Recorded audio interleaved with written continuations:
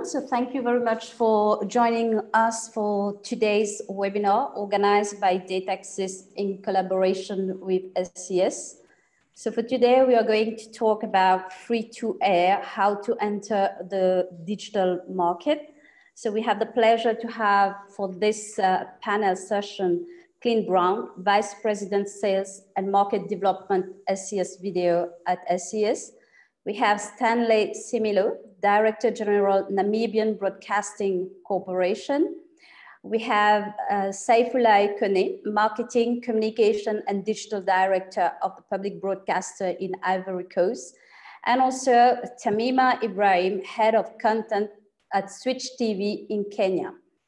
So for today's session, we'll talk, like I mentioned, on free-to-air market. So just to kickstart the session, so we are going to have a quick market overview by my colleague, Saiva Nebier, Senior Market Research Analyst at Dataxis. So Saiva, you have the hand. Thank you, Priscilla.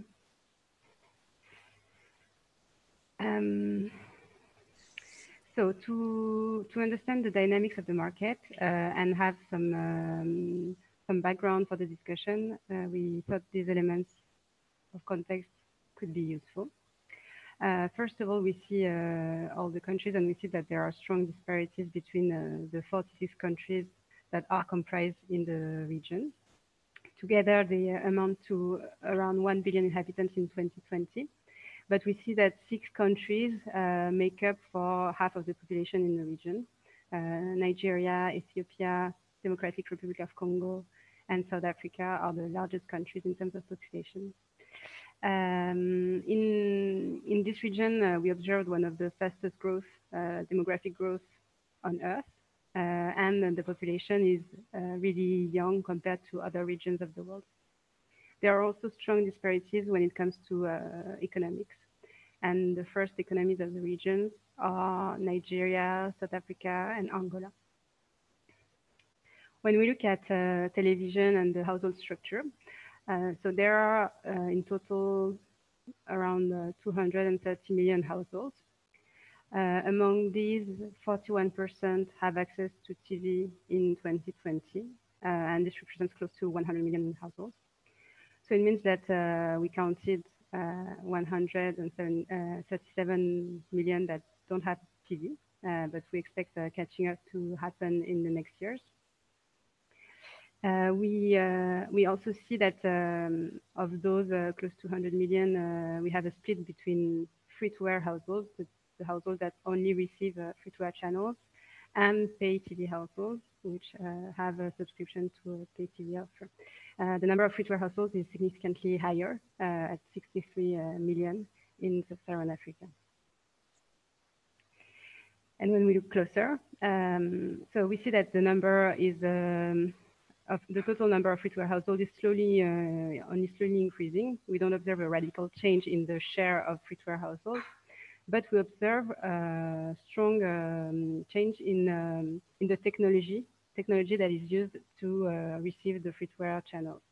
So here we see a continued growth of digital terrestrial television and DTH satellite free-to-air households. And at the same time, analog terrestrial homes continue to decrease. And this is due to the switchover from analog to digital terrestrial television that is still ongoing in several countries. So in 2020, we have analog terrestrial television that represented only 28% of free-to-air households. DTT, the digital terrestrial television, which represented 31%, and DTH satellite, which represented 41%. And DTT is the free offers provided by governments, but also the offers provided by distributors. And we listed a few here, like Bamba TV in Kenya or Free TV in Nigeria, for instance. And DTH is also distributed by some free-to-air DTH is also distributed by some specific actors like MyTV or MultiTV or OpenView in South Africa. So we see that we observed an impressive growth of satellite reception. And the technology is adapted to Sub-Saharan Africa, where wired infrastructures remain scarce in some countries and where the rural population remains high. But for a substantial free-to-air market to develop, the advertising revenues must follow to finance the investments in content and broadcasting of TV channels. And here we see that in the region, the levels remain low. So the market is worth in total close to $1 billion in 2020 from our research. And 800 million came from advertising. So at the moment, we can see that the advertising market is undervalued because of structural lacks, and we can highlight, for instance, the lack of audience measurement. We also expect the pandemic to have an impact, as it has in the rest of the world, on advertising revenues. But on these topics and on the newest observations, I will I think our panelists will have more insights to share, and I will give you the hand back, Priscilla. Thank you very much, Saiva, for this insightful presentation. So to kickstart this discussion, so maybe we'll have first of all, we'll have a brief presentation of all the speakers, and also that they can tell us a bit more about their responsibilities in their respective company. So maybe we can start with Clint Brown from SES, first of all. Clint. Hi, Priscilla. Thank you very much. As you said, my name is Clint Brown, and I'm the VP of Sales and Market Development for Sub-Saharan Africa at SES. SES is one of the leading, if not the leading, satellite operator globally. We have 54 satellites operating at geostationary orbit and about another 13 or 14 operating at MEO. MEO is mid-Earth orbit, and we focus in that space around data transmission because the delay is significantly lower. Our geostationary satellites are where we drive a significant proportion of our revenue into the broadcast space. We probably serve in a region of a billion plus customers globally with our capacity delivering channels all over the world.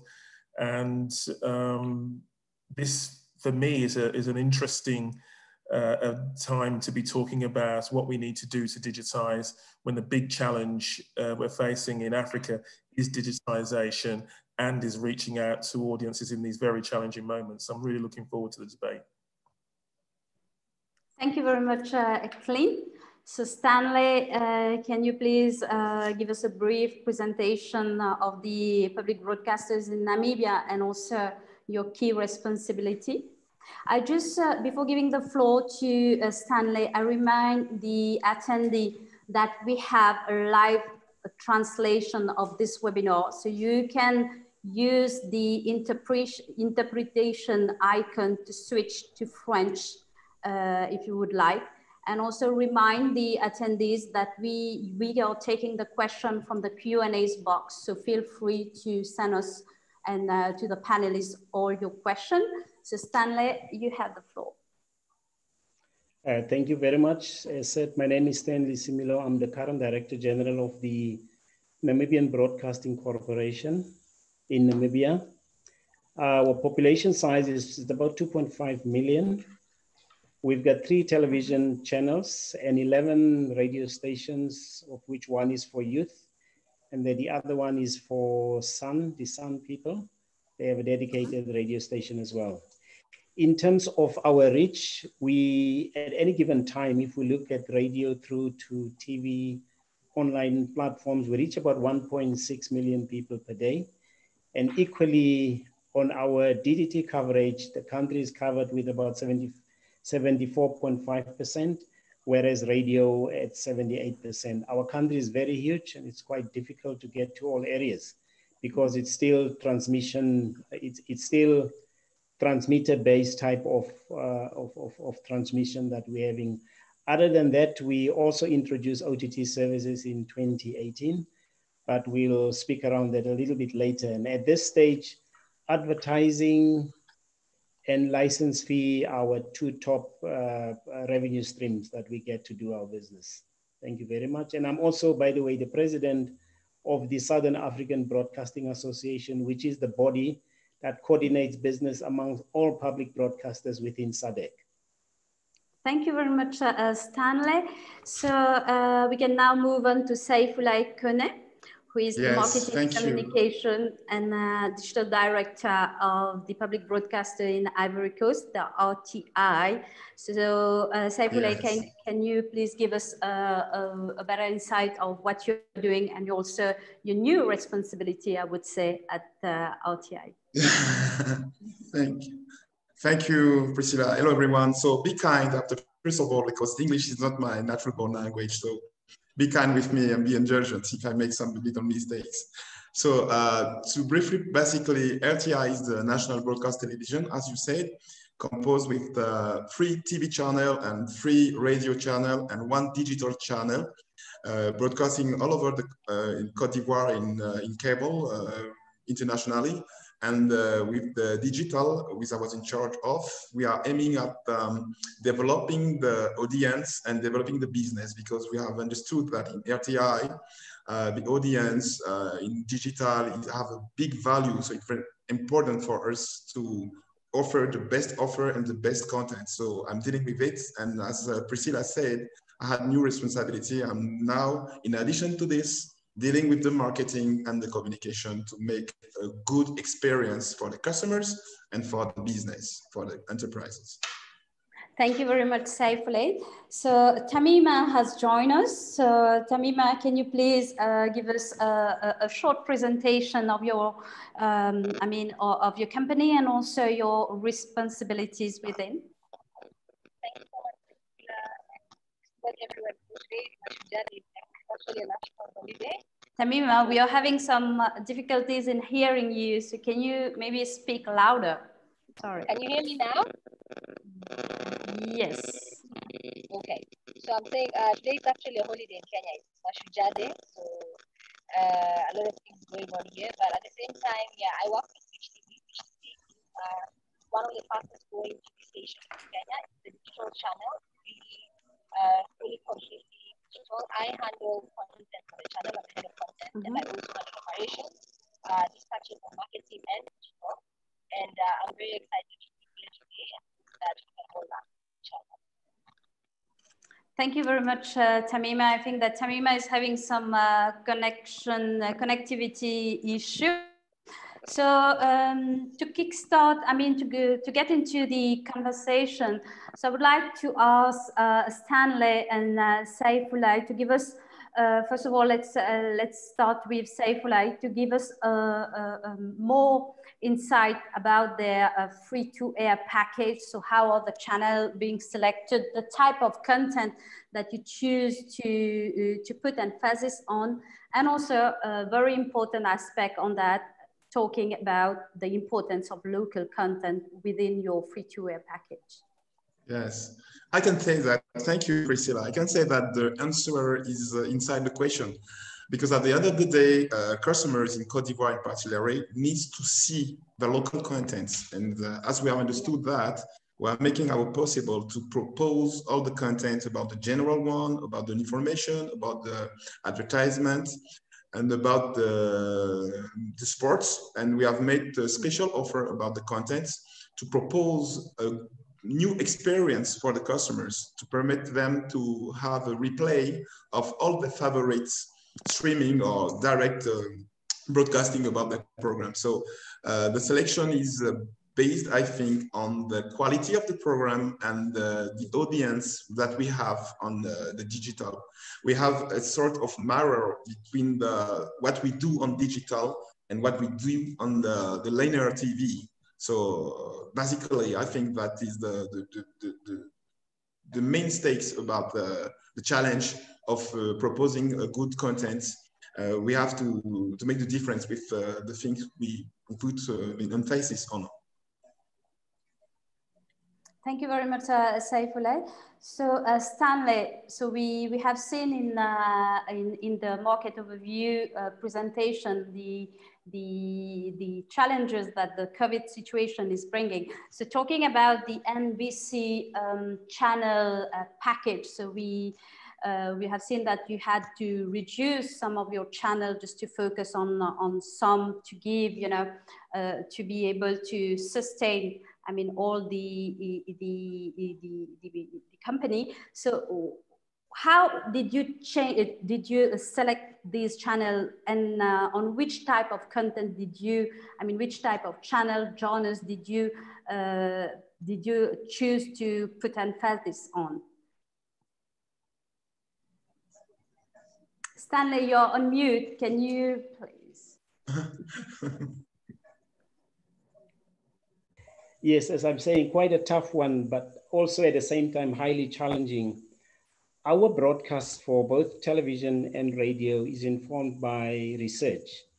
We deliberately decided to do that so that we don't put out programs that we like, but that we should rather be responding to what the audiences would want. So in terms of the findings that we got, we saw that the propensity in terms of what people want is a lot of news related in-country information that people would want to see what is happening. That's one.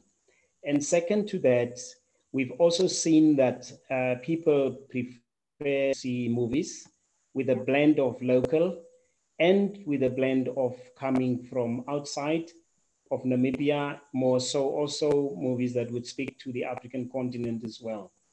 And then there's a percentage that likes music, and there's others that likes to watch sports channels. So that mix is it's quite something that you need to put together and still make sure that you keep people. So what we've done is that we ordinarily have 6 television channels, but because of what has been happening, we had to scale down. So up until about a week ago, we were only live with 2 television channels. This last Monday, we went back with the movie channel as well.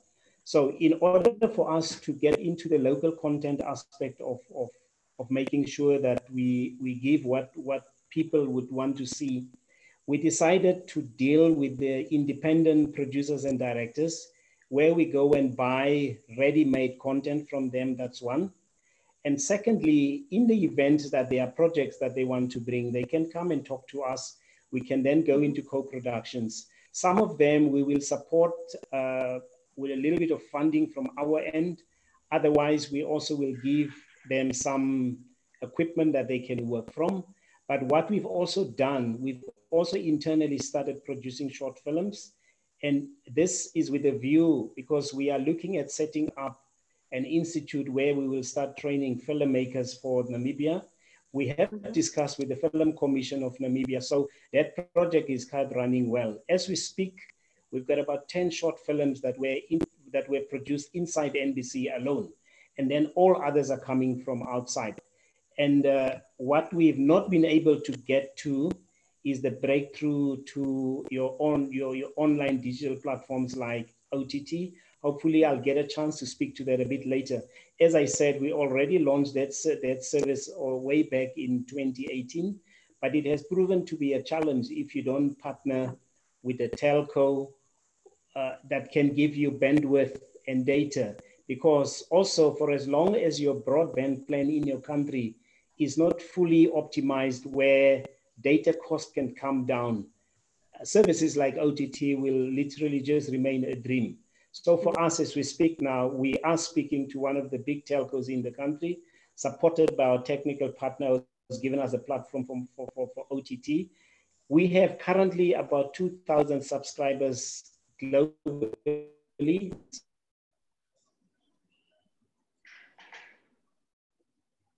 Oh. I think that Stanley, I think that we lost Stanley. So he will be connecting back. So maybe we can switch to Tamima.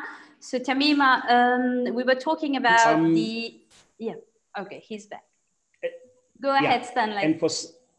And for some, we had to pay a little bit just to augment a bit of going out of your legally defined territory of Namibia. But where we are extremely, extremely, extremely excited, because this last Friday, we had a meeting with one of our biggest telcos.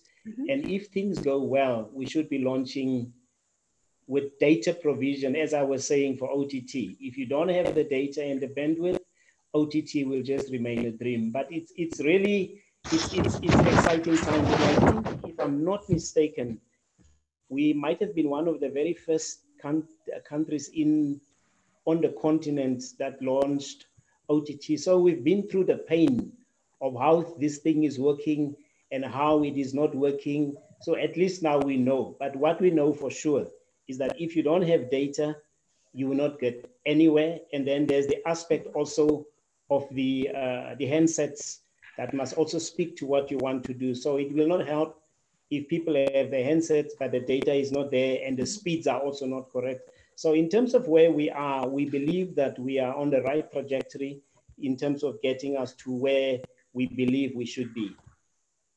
Thank you very much, Stanley. So we'll talk a bit more in detail about the digital strategy in the next part. So maybe Tamima has managed to join us. So maybe Tamima, representing a free-to-air channel.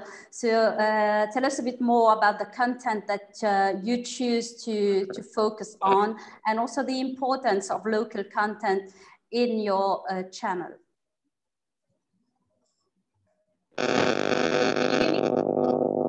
No, Tamima, I think that we have an issue with your sound. So maybe we can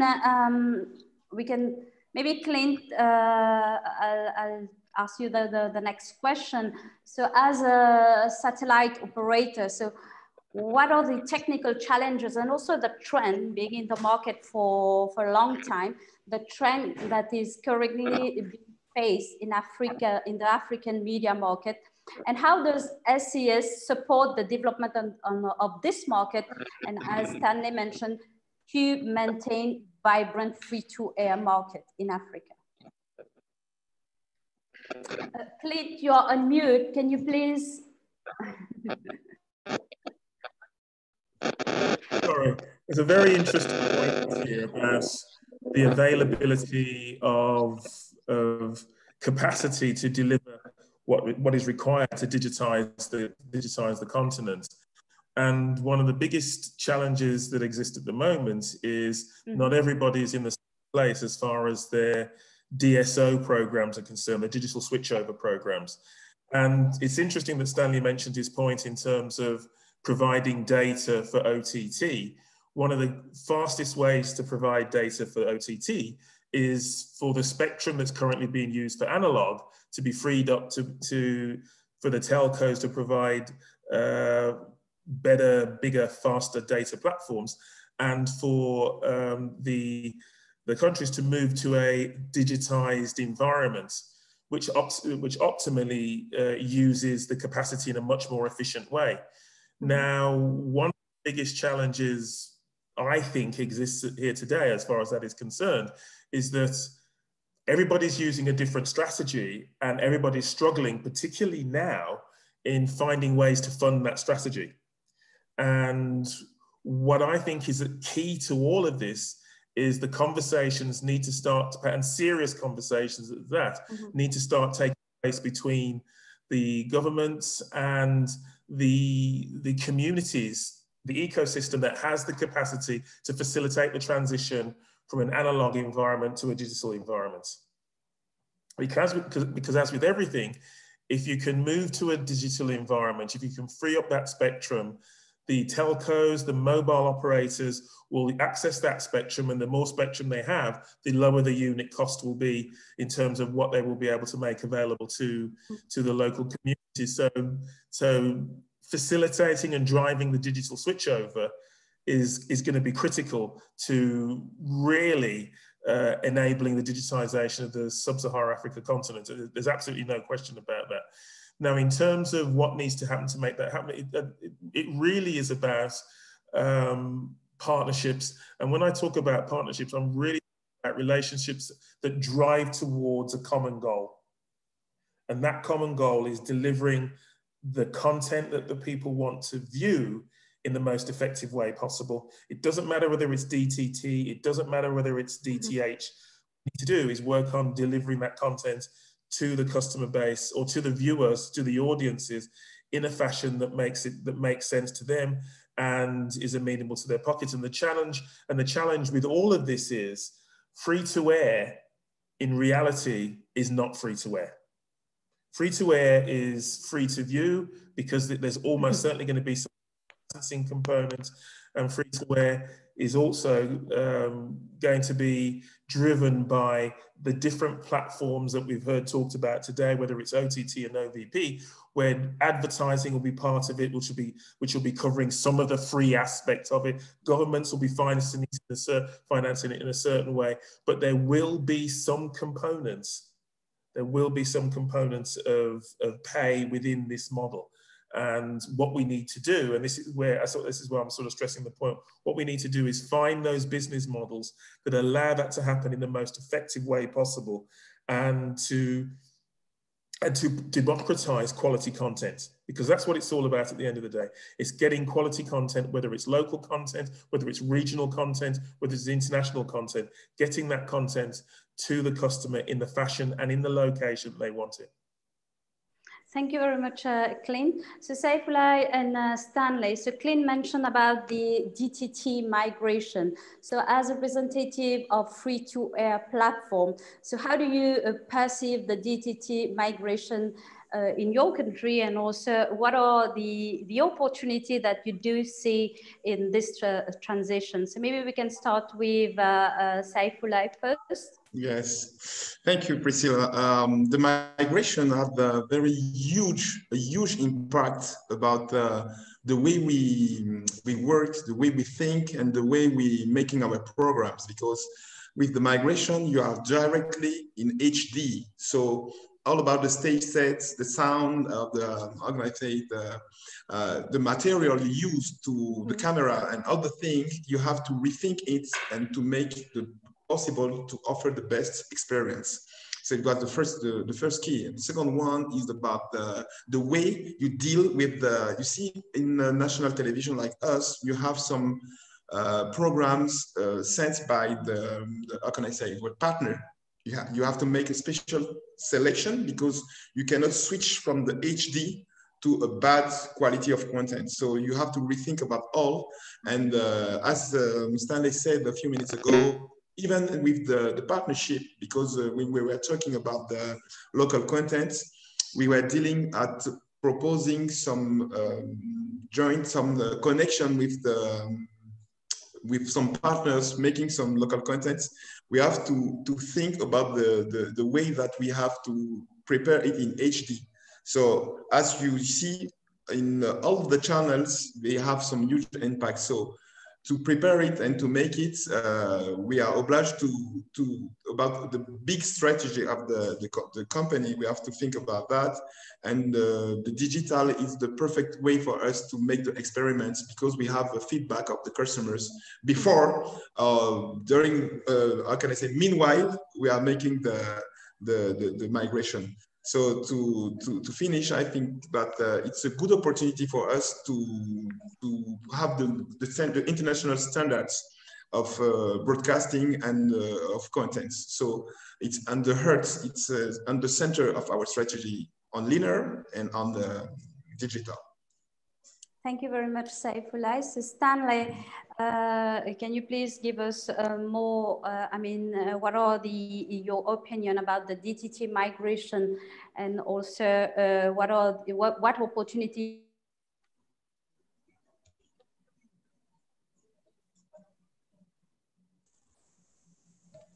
Yes, if you can hear me, our migration from analog to DDT has rather proven to be an expensive exercise, and I'm not too sure whether the other colleagues have experienced the same in their respective countries. As I said, at this stage, we have 74.5% of DDT covering the whole of the country. However, about two and a half years ago, we took a strategic decision to say that we will not go any further with DDT. However, we would rather augment what we have with DTH. As we speak now, we are in the process of looking to bring in DTH, which we believe would in any event be the best. And as they say, hindsight is always a 20/20. If we had the wisdom at the time that we have now, we would in all probabilities have gone straight DTH. Now, some of the questions would be, but how would you then service people that are in areas that are not on the grid? For the Namibian case, we are having quite lots of sun, so solar power would be our solution to that as well. So we're no longer going to go DTT in its core form. But what DTT has done as an advantage was to allow for us to have more than one channel that you can bring to the fore. Now, the biggest challenge thereof has been to field it with enough content to make sure that it can speak to all these new things that people are wanting. You can buy as much content as you want from any other country that is there. If you can't sort of have your own local content in there, your broadcast might just appear to be like any other that is there, because people find unity with people that I know. Just imagine if I sit in my house and I see my neighbor on the TV. That's a big thing. This is what people want. They want to resonate with what you have. So for us, yes, we believe that the opportunities are there, but at the same time, we believe we have to transition now from DDT to DTH, especially given the size of our country as well. And this is where now the OTT element comes in quite strong as well. Because if we take all these technologies and we do what we term a convergence of technology that can speak to literally everything of who we are, we believe that we will be able to reach a lot of those that ordinarily would not want to sit at home and maybe watch your channel and so on. Yes, it is a great thing, but on the other hand, it has its own challenges. And then there's the challenges of how do you raise revenue? For instance, if you go the OTT route, that's another problem on its own that is as yet not been properly defined, because I've been watching now, as I was saying, we will be playing in the subscription video on demand space with the partnership that we are looking at with the telco. Equally, we will most probably also have a little bit of transactional video on demand. The advertising video on demand is not really our space, because these are for big players like your YouTubes and all of those. But I believe that for the other two, we can easily slot ourselves in there. But it all again will depend on what type of content do you have. If your content is not compelling and it does not speak to what people want, you can have this thing as beautiful as it can be. It will not take you to where you would want to. And this is where research comes in. You need to know what is happening. You need to follow people real time on the go. Today's viewer is no longer like the one that would go at home at 7 or 8 to go and watch the news. They want to log on to whatever there is at any time. And moreover, they want an element of catch up as well. If they've missed anything, they want to be able to go back and still get it. Now, and this is where the challenge again for us would be, is how do you still deliver on that and yet at the same time make sure that you bring in a bit of revenue? It is exciting times, but again, it speaks to many other things. And this is where people like Clinton them comes in quite handy for us, because they have the technologies that can enable us to deliver what the ordinary person on the street would want. So Clint, thank you, Stanley. So Clint, we have just heard what Stanley was talking about. So as a satellite operator, so how can you help these free-to-air operator who are struggling with the DTT process, and what are the options that SES can propose to them? Well, I think the issue is it's one size does not fit all. DTT, DTH, it's you pick the right model for your viewing audience environment. But I think the point that Stanley made, which is really important, is that we're going to have to create new ecosystems for broadcasting in Africa. It's as simple as that. You know, we can't take that we've seen in Europe or in North America or other parts of the developed world and say, oh, we'll just take that models and replant them here, because our audience is different. The supporting infrastructure is different. And the thing about being a satellite operator in the African environment is that satellite will always be a part of the discussion when you're talking about delivering content across the continent. It will always be part of the discussion, and it will always be part of the discussion because it will be used by traditional telcos to move their data around. It will be used by MNOs to take weight off their platforms to deliver to the edge. It will be used by broadcasters to connect with their audiences on a direct to home basis or through DTT, because the topology of the country does not allow, or the continent I should say, not allow for the arbitrary rolling out of fiber in the same way it does in other locations. So satellite is always going to be part of the argument. So the reality is we have to create new ecosystems and new business models that will deliver the type of environments that the broadcasters want for their audiences. We're going to have to create the play out platforms that Safole was talking about, in terms of all they have to do is deliver the content in its raw form, and then that content will be not manipulated, but will be tuned to fit the delivery environment that it needs to go to, whether that delivery environment is local or whether that delivery environment is to OTT or delivery environment is to other platforms. You know, you're going to have to create ecosystems and models where the audience viewing data is collected at the point of consumption. So you can go to the advertisers and say to them, right, we know in this country at this time, these people, this number of people are watching these programs. Those are all the things that the big satellite operators like ourselves are having to do and having to researching and having to develop to stay relevant to the new ecosystem that's being developed.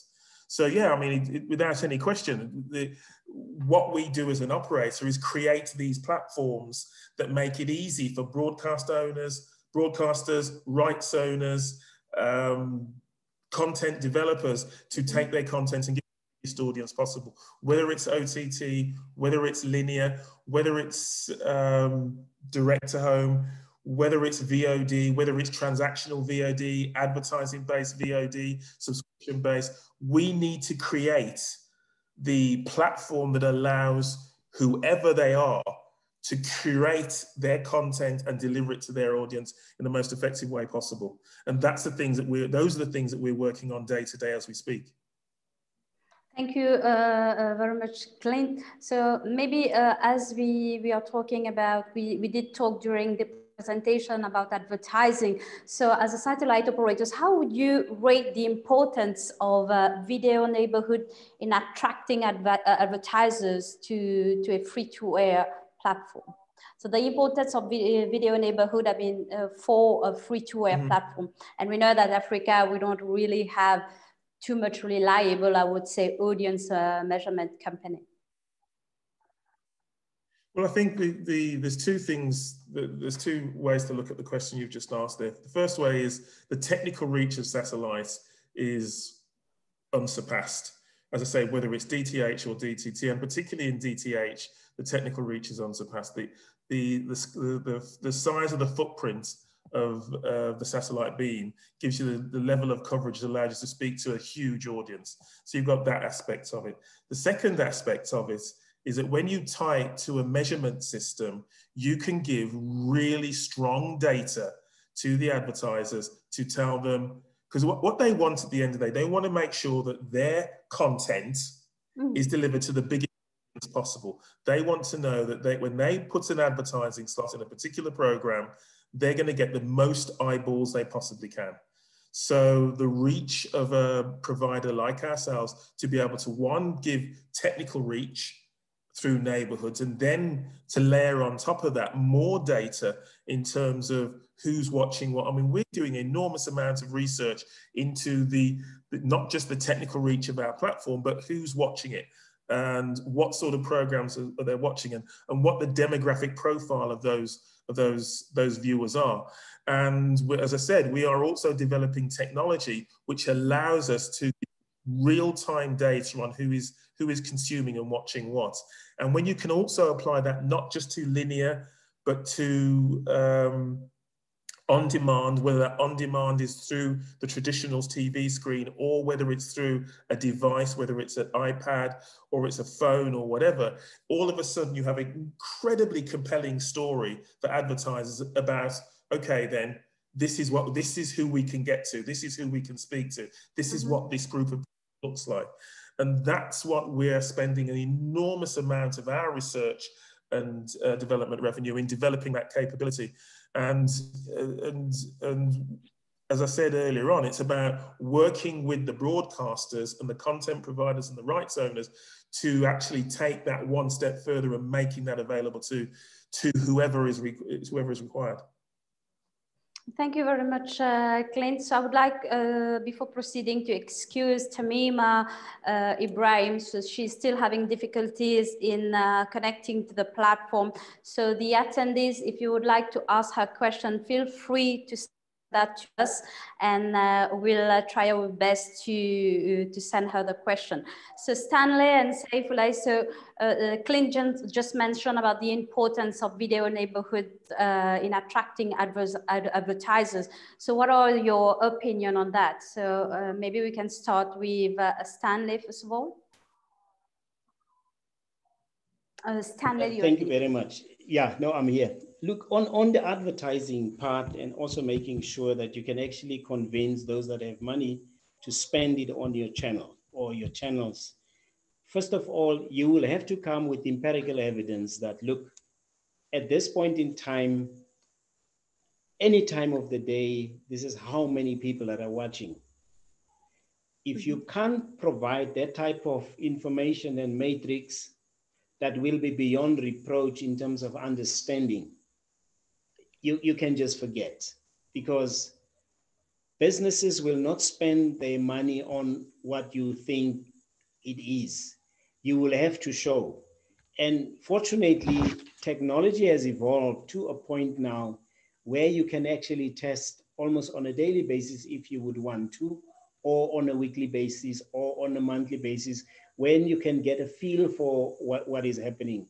As I said much earlier on when I opened up, we have taken time to invest into research so that we can understand what this is that people want. So on the basis of that, we have seen that our advertising revenues have, over the time, they've grown. Because if I go back 2014, 2015, we were making an X number of Namibian dollars in terms of own revenue. But just with the aspect of changing paradigm in terms of how people inside your business must be thinking from a selling perspective, and also tweaking 1, 2, or 3 things, we saw an exponential growth in terms of own revenues. And we've managed to maintain that. And even now with the COVID year, where spending overall went down from advertisers. And I can tell you, because we had situations where some advertisers were saying, we're gonna stop advertising because people are not going to shops to go and buy.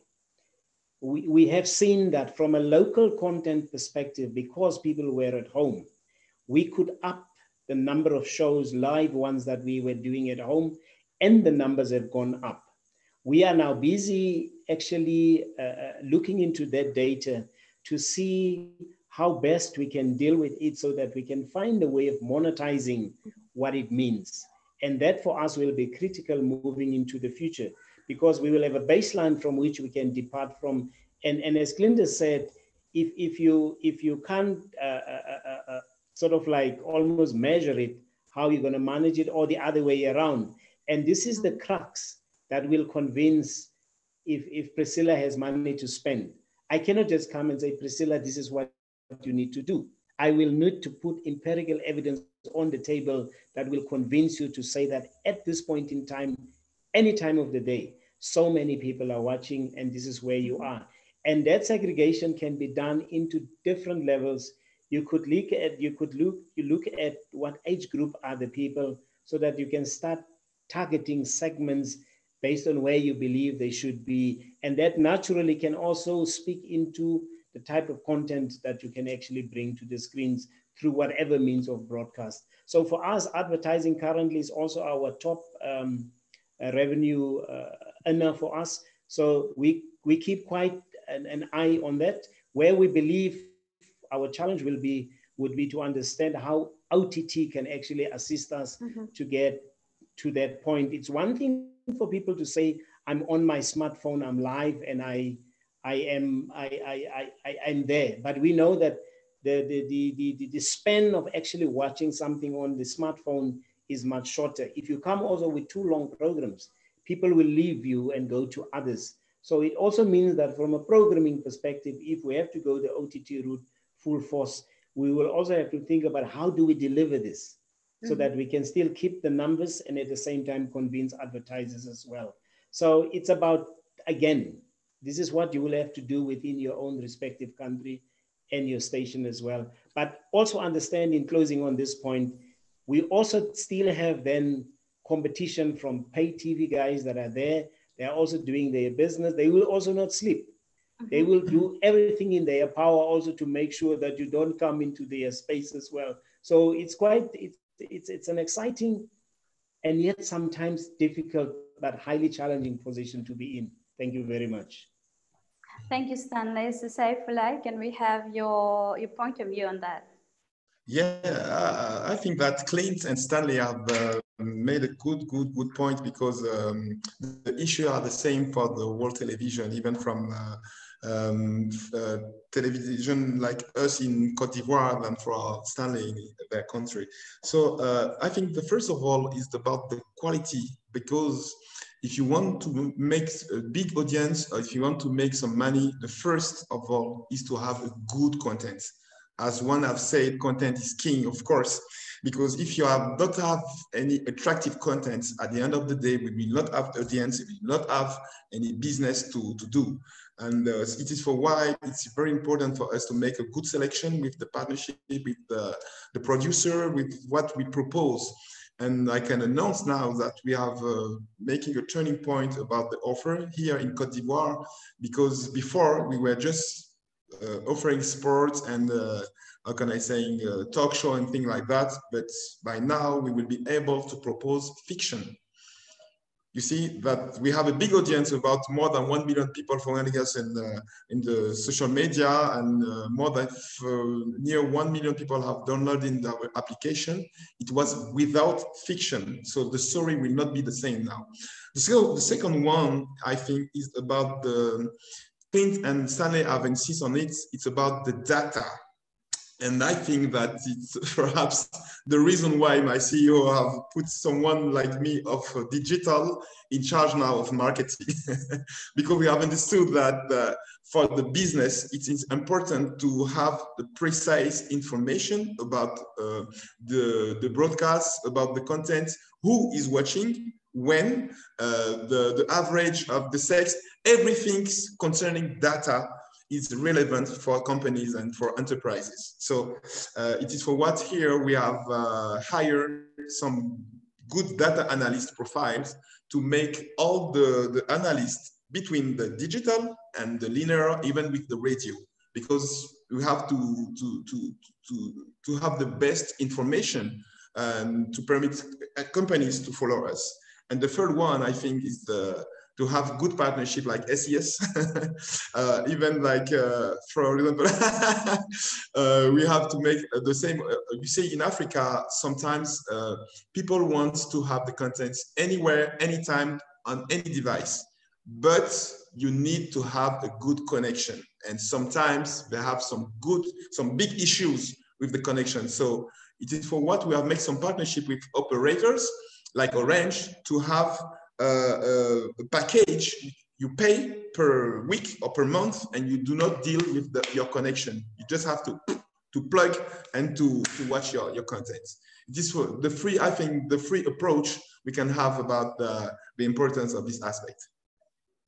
Thank you very much, Saifullah. So I just, before proceeding, I remind the attendees that you can send us your question in the Q&A box. So we'll have them to our panelists at the end of the panel session. So Clint, both Stanley and Saifullah talk about their OTT strategy, their offer, that the digital offer. So as a satellite operator, so what are the financial model that could work for these free-to-air operators given that they have a limited budget. So how can SES help? I think one of the things that we do, and we don't really leverage for the benefit of the audience as much as we should do or could do, I suspect, is that we carry a lot of content. We carry a lot of content from a variety of broadcasters, from a variety of rights owners, and aggregating that content and creating or curating bouquets that people are interested in, and making those bouquets available as OTT solutions is something that we're being much more aggressive about as we go forward. And as I said, the one thing that we're spending a lot of time on and spending a lot of development dollars on is creating the analytics to be able to show what's being watched, when it's being watched, on what platforms it's being watched on. So creating that sort of ERP environment where broadcasters can look at what they're broadcasting, can look at who's watching it, can look at when they can actually slot adverts into their programming, is taking it into the next generation. It really is about creating an environment where the broadcaster can deliver that experience, that what they want to watch, when they want to watch it, and whatever device they want to watch it experience, all inside a single bundle. So it can be over DTH, it can be over DTT, and making SVOD and AVOD and TVOD available, as well as traditional linear in traditional linear formats. And it's also about taking that content and feeding that content to whatever platform is required to deliver it to the end user, in combination with a telco or an MNO. Because ideally, and I could be talking out of turn here, so excuse me, what they want is for somebody to put it all together and just deliver it to them, so they can then onward deliver it to their subscribers. That's what they want. They don't want to have to go and negotiate this or negotiate that or negotiate the other. Give us a package that we can then give to our subscribers, and then give us the analytics so we know that's what our subscribers are getting is what they want to watch. And if they don't want to watch a particular program, give us something that can replace it. Bring sports, bring international content, bring the local content, bring the short form, whether it's comedy, whether it's drama, whether it's whatever, but bring that. And we, as a distributor of video content, are ideally placed to be able to do that aggregation and make this content available to whoever they want and to wherever they want as well.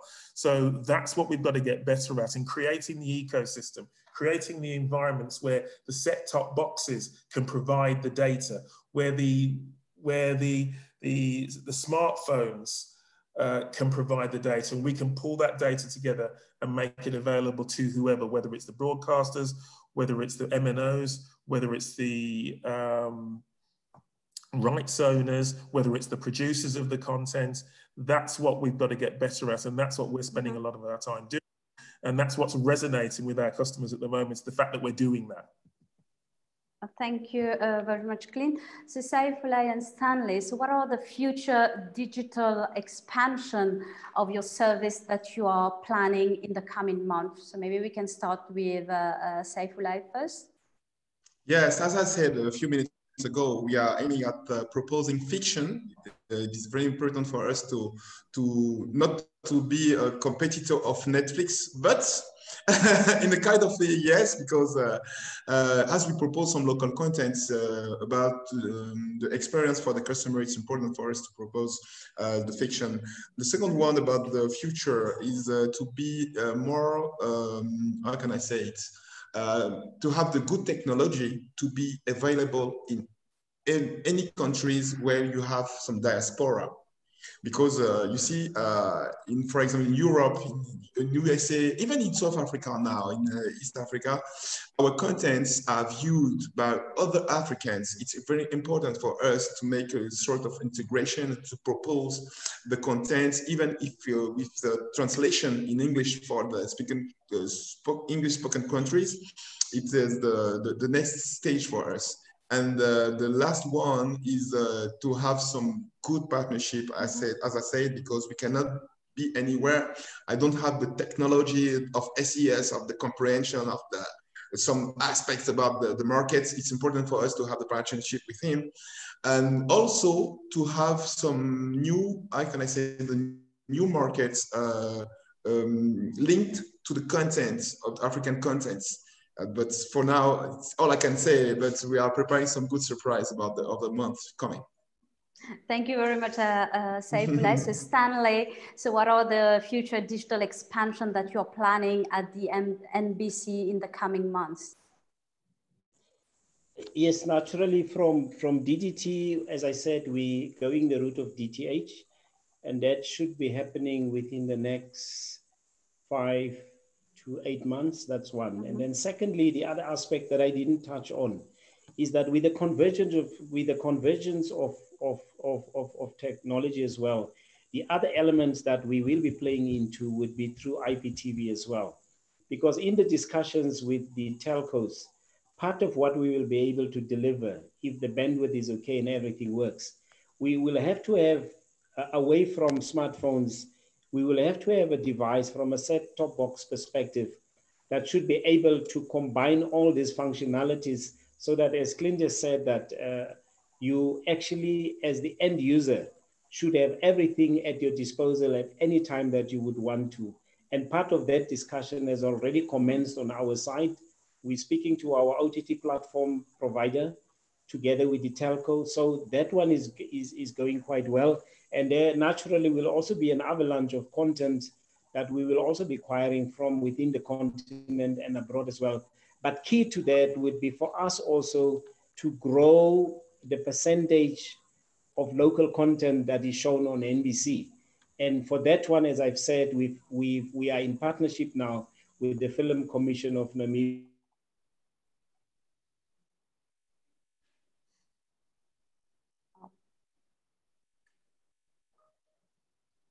Small issue with Stanley. He's back. Or make them even to grow, and through that you can go up then to grow your revenues as well. It's a long shot, but all these things are doable. On OTT, as I said, we are already in that space. We are already doing it. So it's just finding the perfect match now that will make it work for everybody that can go to that. Thank you very much, Stanley, Saifullah, and Clint. So we are now going to take some of the questions. So I have a question for Clint. So how do you collect the audience figures and audience requirement if they are receiving TV on a one-way device, satellite or satellite DTH or DTT? The research and the work is very early on in its work, but we're creating the specification for the next generation of set-top boxes, which allow us to do that, so we can collect real-time data. And in addition to that, what we also do, which is not so much real-time, but what we also do is we do surveys on an annual basis where we collect sort of historical data and trending data to our satellite monitor survey as to what's going on. But the next generation of set-top boxes will be able to provide that real-time data. And we can already do it. We can already do it with mobile phones. We have a platform called SES 360, which we use in support of our OVP platforms, which can give you analytical data on who's watching what OVP platform. So we're just extending that into the DTH and DTT space. Thank you very much, Clint. So Saifullah, so what kind of content should Africa producer be making now for digital distribution? So should we stick to low budget or high budget content? Both. I can say both, because with the how can I say it? I think the most important is about the story. It's about the story we are telling. Because about the content, you cannot have the money to make Game of Thrones, but you can have the imagination to have a good story, and it all beginning with a good story. And for us, we have the flexibility. If your story is good enough to have it on digital, how to make some co-production and to help you with the camera, with the staff, with all the stuff we can to make and to improve the level of your production. So I think that the most important is not about the law of the big budget, it's about the story. The more the story will be relevant, and the more you can be able to catch a good audience, and we will be there to help you. Thank you very much, Saifullah. So I have we have time for a last question, maybe this one for Clint or Stanley. So how would you compare the cost factor between DTH and OTT? Maybe let me go first and then Clint can come in. Yeah. Now, look, we have 74.5% of DTT in terms of coverage, but the challenge there, it is still of transmission that you are doing, whereas, and it makes it expensive. Whereas with DTH, once you are on the satellite, you are immediately covered 100%.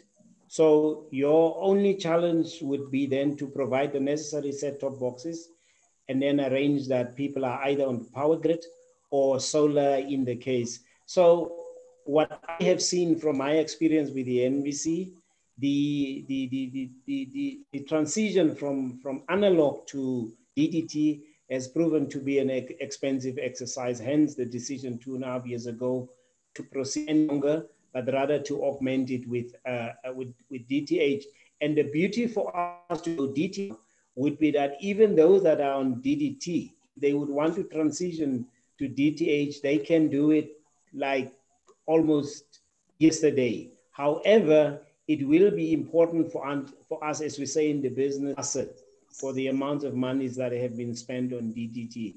So it will still remain for long for us. So we will have a dual system of actually broadcasting, which will be DDT and DTH running together. Clint, you want to add something? Yeah, I think the question is really down to the difference between DTH and DTT, as Stanley's quite adequately pointed out, is that once you've got the content on the satellite, you can distribute it to wherever. So it's very, very simple. You don't have to distribute it to a secondary infrastructure. And the cost of DTT, the overwhelming cost of DTT is in that additional infrastructure. You know, if you can power the towers, and if you don't need to have them secure, and you don't need generation, you don't need this, then DTT for high density areas is a very adequate tool. But when you start talking about remote areas, DTT becomes very challenging, particularly when you're having to put out infrastructure out there. You're not covering a huge community. So DTH, which is more of a function of the amount of capacity that can be carried in the signal, is much more cost effective when it comes to delivering to a broader and wider and more dispersed audience. And even the dispersion of the audience isn't necessarily effective. If you have a city of 1 million people, you still use the same DTH to deliver to those people. So the reality is, in terms of cost effectiveness, it's DTH works better and actually drives the operational cost, if you want to put it that way, down to the and they can operate it within their own home environments. My point that I was trying to raise earlier on is that what we need to be looking at more and more in those locations and those countries and those dominions where their audiences are small, but they still want to deliver a high quality service, is how can we work in partnership with them to aggregate that content, geotag that content, and make it available to the audience so they're all sharing the same environment. That's what we need. Those are the new ecosystems that we need to be developing. Those are the new commercial models we need to be developing to take the content to the biggest audience possible. Thank you very much, Clint. So I would like to thank all our panelists, Clint Brown, Saifullah Kone, and Stanley Similo, for participating in this webinar, and also a special mention to SES for co-organizing this virtual panel with Dataxis. So I remind all the participants that this webinar will be available on demand tomorrow on our website. So thank you very much to all of you, and have a nice day. See you soon. Thank you. Thank you, Priscilla. Thank you, guys. It was a real pleasure. Cheers. Thank you. Yes, good pleasure. Cheers. Bye. Bye-bye, everybody. Bye.